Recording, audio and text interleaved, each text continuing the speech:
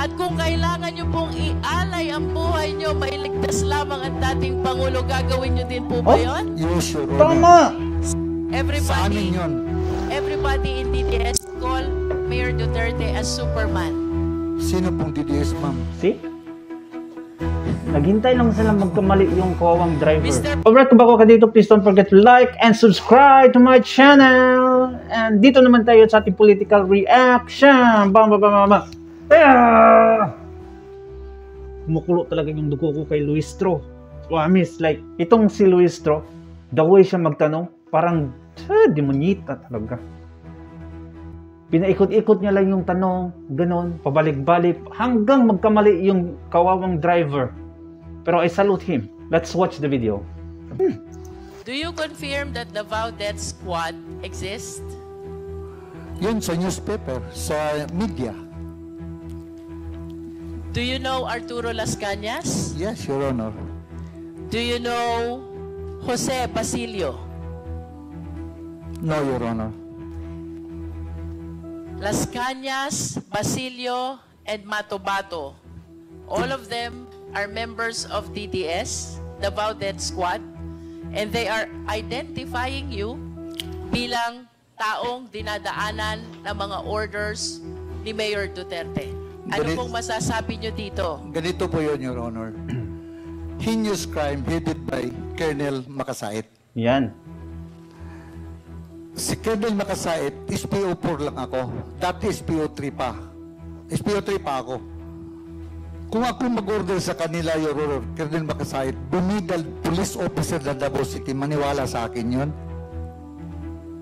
Maniwala sa akin yun si Colonel Makasait? Mr. Chair.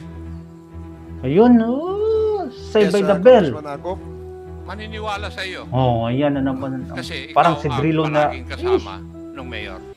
Pero hindi Pero ako... naman talaga, di ba? Yes, sir. Galing ako sa servisyo, driver, alam ko yan as eh. driver Kaya natameme security, Your yung Honor. Luistro.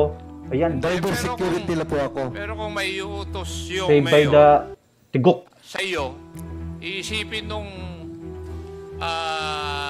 kakausapin mo, galing kay mayor talaga yan. Di ba?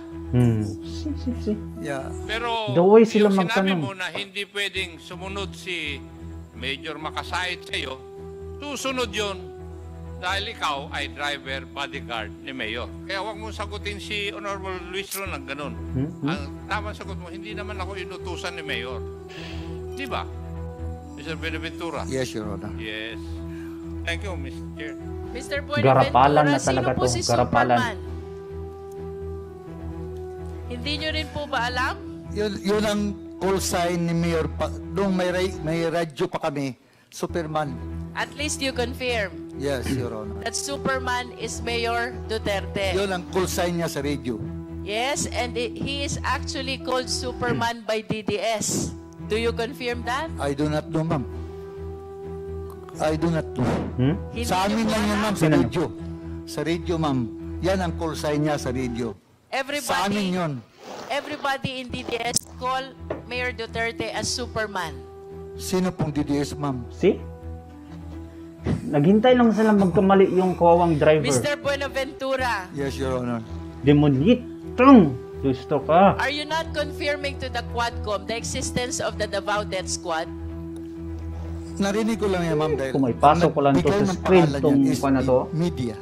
Did you watch Sampal the ko to Senate sa'yo. investigation where the President appeared? Yes, Your Honor. And did you watch him confirm that there is Davao Death Squad? Siya po, Your Honor. Yes, Siya po ang may sabi. did you watch him confirm? Yes. Napanood niyo po ba yon? Yes. And napanood niyo din po bang sinabi niya na si Senator Bato ay kasama dun sa Davao Death Squad? Di Narinig ko po, si Your Bato. Honor. And of course, you've heard already that Las Cañas is also confirming that there is Davao Death Squad. Sa kanya, si Arturo Las Cañas po, may sabi din sa kanya. Yes, and even Matobato is confirming that there is Davao Death Squad. Matubato. Yes, Your Honor. And even Jose Basilio is confirming that there is Davao Death Squad. Basilio, I do not know Basilio, Your Honor. But of all the names that I have See? mentioned, I hope you realize that the President himself confirms the existence of the Davao Death Squad, and you are denying the Davao Death Shut Squad. up! I did not, Your Honor. Narinig ko lang, Your Honor. I am not answerable for Yeah, President, tama yan. Your Honor. Yes, but you Tawang-tawa are yung with the Dominito. president since 1988 to 2008, and I am inclined to believe that you know almost all the activities of the president. Tama po ba ako? Hindi lahat. And when the president say that he confirms that there is the Valdez Squad, then it means that there is really the Valdez Squad. And if you deny that, then somebody is telling a lie. See? If the president confirms this already, I do not understand why you keep on denying the Valdez Squad. Sa akin po, Your Honor, narinig ko lang. So, kung nagsabi You're ang trying to Presidente, put narinig ko words sa into kanya. his mouth. And if you will be given the choice, sino pong gusto nyong maging principal nyo ulit? Si Mayor Duterte po ba ulit? Yes, Your Honor. That's how you admire, idolize, respect, and care for the former president. Tama po ba? Yes, Your Honor. And in the scale of 1 to 10, Mr. Buenaventura, if we will be assessing your loyalty and dedication to the former president, paano nyo ho ba gradean yung level ng loyalty at dedikasyon nyo sa former president? 1 being the lowest and 10 being the highest. Okay, And pumuton with a ang grade danggoy of bito. 10, Anong you will bukas not ito say sa scale yung anything pumuton? that will harm the president. Yes or no? Sorry, ma'am. And with a grade of 10, ibig sabihin, yun po ang pinakamataas na loyalty at dedication na ibinibigay nyo sa president. You will not say anything that will harm the president. Yes. Yes, Your Honor. Yes. To the extent that you will make misrepresentation English, to English save pa. the president. Yes or no? Sorry po. Huh? But what Ini-English do you niya mean, para Your hindi To the maintindihan, extent that you will magkamali, be making yun, kuha, may misrepresentation to ebidensya save na the agad. former president. Tama po ba yun? Yes or no? Honor? Yes, Your Honor. See? Nagkamali doon. With that, Mr. Chair, then I wish to Balikan believe natin. that the representation, to the extent that you will make misrepresentation to save the president. Yes or no? Sorry po.